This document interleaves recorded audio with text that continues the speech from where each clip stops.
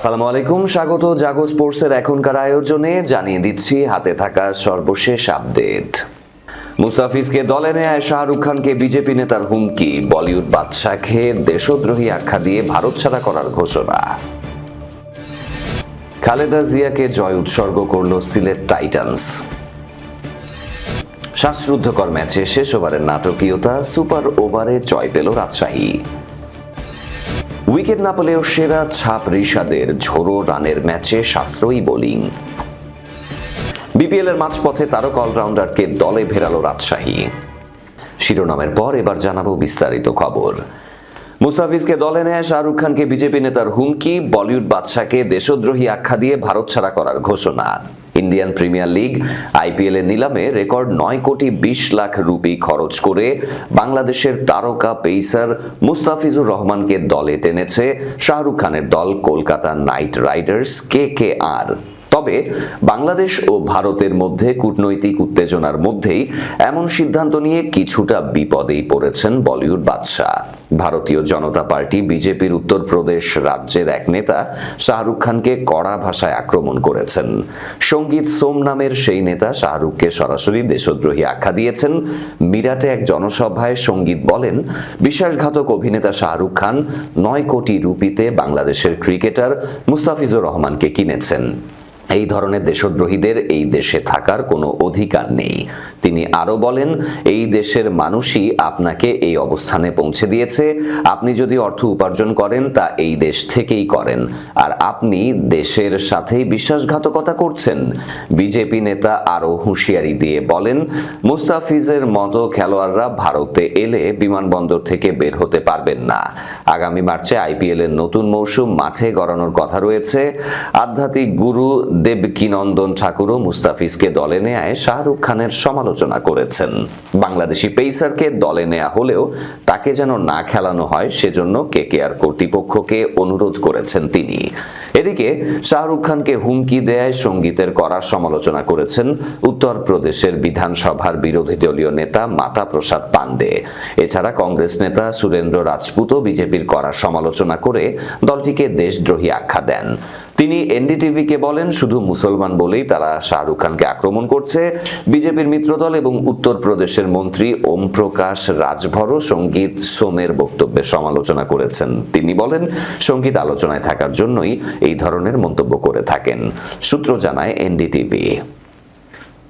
বেগম খালেদা জিয়াকে জয় উৎসর্গ করল সিলেট টাইটান্স। চলমান বিপিএলে নিজেদের দ্বিতীয় জয়ের দেখা পেয়েছে সিলেট টাইটান্স। বৃহস্পতিবার ঢাকা ক্যাপিটালসকে 6 রানে হারিয়েছে তারা। এই জয় সদ্যপ্রয়াত বাংলাদেশের সাবেক প্রধানমন্ত্রী ও বিএনপি চেয়ারপারসন বেগম খালেদা জিয়াকে উৎসর্গ করেছে সিলেট। সংবাদ বিজ্ঞপ্তিতে ফ্র্যাঞ্চাইজি সিলেট জানিয়েছে, শ্রদ্ধা ও অনুপ্রেরণার নিদর্শন হিসেবে ঢাকার বিপক্ষে এই জয় বেগম খালেদা জিয়াকে উৎসর্গ করেছে সিলেট টাইটান্স।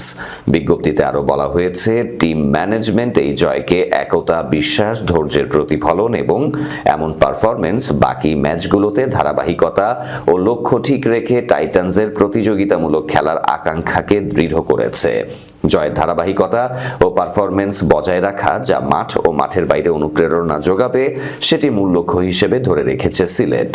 এছাড়াও সামাজিক যোগাযোগ মাধ্যম ফেসবুকে নিজেদের ভেরিফাইড পেজে খালেদা জিয়ার ছবি দিয়ে ঢাকার বিপক্ষে জয়কে উৎসর্গ করার কথা জানিয়েছে সিলেট টাইটান্স। 3 ম্যাচ খেলে 2 জয় ও 1 হারে 4 পয়েন্ট নিয়ে টেবিলের দ্বিতীয় স্থানে অবস্থান করছে সিলেট। শ্বাসরুদ্ধকর ম্যাচে শেষ ওভারের নাটকীয়তা, সুপার ওভারে রাজশাহীর জয়। আদতে জয়টা পাওয়ার কথা ছিল রংপুর রাইডার্সের, তবে শেষ ওভারটা দুর্দান্ত করে ম্যাচ সুপার ওভারে নিয়ে যান রিপন মণ্ডল। এই পেসারের বিরুদ্ধে উজ্জীবিত হয়ে পরের ম্যাচেও নিজেদের করে নেয় রাজশাহী। সুপার ওভারে 7 রানের লক্ষ্যে ব্যাটিংয়ে নেমে 3 বল হাতে রেখেই রাজশাহীকে জয়ের বন্দরে ফেরান তানজিদ হাসান তামিম। মুস্তাফিজুর রহমানের করা ওভারের প্রথম বলে বাউন্ডারি হাঁকান বাঁহাতি এই ওপেনার। ফিরতি বলে 2 রান নিয়ে স্কোর সমতা করেন। আর তৃতীয় বলে আবার বাউন্ডারি হাঁকিয়ে দুর্দান্ত জয় এনে দেন তানজিদ। এর আগে নিয়ম অনুযায়ী সুপার ওভারে আগে ব্যাট করে 6 রান করতে পারে রংপুর। এই রানের মধ্যে 2টো ওয়াইড দেন রিপন মণ্ডল, তবে কোনো বাউন্ডারি হজম না করে দারুণ বোলিং করেছেন রাজশাহীর এই পেসার। অন্যদিকে টসে হেরে প্রথমে ব্যাট করে সাহিবজাদা ফারহানের 50-তে 8 উইকেটে 159 রান করে রাজশাহী। সাহিবজাদার 65 রানের বিপরীতে রংপুরের হয়ে সর্বোচ্চ 3 উইকেট নেন তারই দাবি স্বদেশী পাকিস্তানের পেস অলরাউন্ডার ফাহিম আশরাফ। লক্ষ্য তাড়া করতে নেমে ডাভিড মালান ও তাওহিদ হৃদয়ের 50-তে কাঁটায় 159 রান করে রংপুরও। মালানের অপরাজিত 63 রানের বিপরীতে 53 রান করেন হৃদয়। 2টি করে উইকেট নেন রিপন মণ্ডল ও SM মেহরব। উইকেট না পেলেও সেরা ছাপ রিশাদের ঝোড়ো রানের ম্যাচে সাশ্রয়ী বোলিং। সংখ্যা কখনো কখনো পুরো সত্যটা বলে দেয় না। হোবার্ট হারিকেন্সের বাংলাদেশি লেগ স্পিনার রিশাদ হোসেনের বিগ ব্যাশের সাম্প্রতিক ম্যাচটিকে দেখলে এমনটাই বোঝা যায়। পার্থ স্কোরচার্সের বিপক্ষে 4 ওভারে 35 রান দিয়েছেন তিনি, উইকেট পাননি। দেখলে হয়তো মনে হবে দিনটা তার ছিল না, কিন্তু ম্যাচের প্রেক্ষাপট বলছে উল্টো কথা। কারণ এই ম্যাচে পার্থ তুলেছে 20 ওভারে মাত্র 3 উইকেটে 229 রান, অর্থাৎ ওভার প্রতি গড়ে 11.5-এর বেশি। এমন ম্যাচে রিশাদের স্পেলের ইকোনমি ছিল 8.75, যা কেবল সাশ্রয়ী নয়, টিম বোলিং এর তুলনায় স্পষ্টতই আলাদা মানের। ম্যাচের শুরু থেকেই হোবার্ট বোলারদের ওপর চড়াও ছিলেন পার্থের ব্যাটাররা। পাওয়ার প্লের মধ্যেই দ্রুত স্কোর তোলেন তারা। এমন অবস্থায় বল হাতে এসে প্রথম 2টি ওভারে মাত্র 11 রান দেন রিশাদ। এতে রানের গতি কিছুটা কমে আসে আর দল খানিকটা শ্বাস নেওয়ার সুযোগ পায়। মাঝের সময়টায় উইকেটে সেট হয়ে যায় মিচেল মার্শ ও অ্যারন হার্ডি। এরপর শুরু হয় রান ঝড়। শেষ 10 ওভারে পার্থ তোলে 149 রান, যা বিগ ব্যাশ ইতিহাসে শেষ 10 ওভারে সর্বোচ্চ সংগ্রহ। মার্শ করেন 55 বলে সেঞ্চুরি, শেষ পর্যন্ত 102 রানে বিদায়। হার্ডি থাকেন 43 বলে 94 রানে অপরাজিত।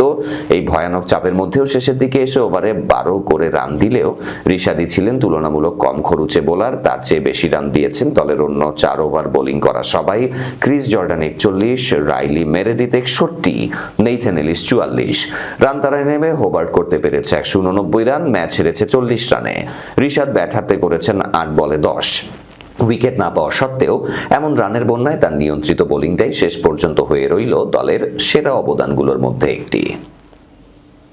বিপিএল এর মাঝপথে তারকা অলরাউন্ডারকে দলে ভেরালো রাজশাহী। বাংলাদেশ প্রিমিয়ার লিগের চলমান আসরে শক্তি বাড়াতে জিম্বাবুয়ের অভিজ্ঞ অলরাউন্ডার রায়ান বার্লকে দলে ভিড়িয়েছে রাজশাহী ওয়ারিয়র্স। বিপিএল এর প্লেয়ার্স ড্রাফটে দল না পেলেও টুর্নামেন্টের মাঝপথে সরাসরি চুক্তির মাধ্যমে বার্লকে অন্তর্ভুক্ত করার বিষয়টি আনুষ্ঠানিকভাবে নিশ্চিত করেছে রাজশাহী ফ্র্যাঞ্চাইজি। বিপিএল এ রায়ান বার্ল একজন নিয়মিত ও কার্যকরী বিদেশি ক্রিকেটার হিসেবে পরিচিত। গত আসরেও তিনি রাজশাহীর হয়ে দুর্দান্ত পারফর্ম করেছিলেন। গত মৌসুমে 11 ম্যাচে 146.50 স্ট্রাইক রেটে 293 রান সংগ্রহের পাশাপাশি বল হাতে শিকার 7 উইকেট। এর আগে 2 আসরে সিলেট সিক্সার্স এবং 2019-20 মৌসুমে চট্টগ্রাম চ্যালেঞ্জার্সের হয়ে খেলেছিলেন তিনি। সব মিলিয়ে বিপিএল এ 4 আসর খেলে এই জিম্বাবুইয়ান এখনো পর্যন্ত 571 রান ও 11 উইকেট নিজের ঝুলিতে পুরেছেন। চলতি আসরে এখনো পর্যন্ত দারুণ ছন্দে আছেন নাজমুল হোসেন শান্তর নেতৃত্বাধীন রাজশাহী ওয়ারিয়র্স। 3 ম্যাচে 2 জয় নিয়ে 4 পয়েন্ট অর্জন করে বর্তমানে পয়েন্ট তালিকার শীর্ষস্থানে অবস্থান করছে দলটি। এরই সাথে শেষ করব জাগো স্পোর্টসের এখনকার আয়োজন।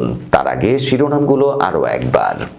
মুস্তাফিজকে দলে নেয় শাহরুখ খানকে বিজেপি নেতার হুমকি। বলিউড বাদশাকে দেশদ্রোহী আখ্যা দিয়ে ভারত ছাড়া করার ঘোষণা।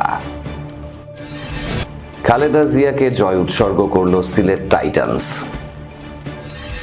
শ্বাসরুদ্ধকর ম্যাচে শেষ ওভারের নাটকীয়তা, সুপার ওভারে জয় পেল রাজশাহী। উইকেট না পেলেও সেরা ছাপ রিশাদের, ঝোড়ো রানের ম্যাচে সাশ্রয়ী বোলিং। বিপিএল এর মাঝপথে তারকা অলরাউন্ডারকে দলে ভেরালো রাজশাহী। এই ছিল আজকের জাগো স্পোর্টসে।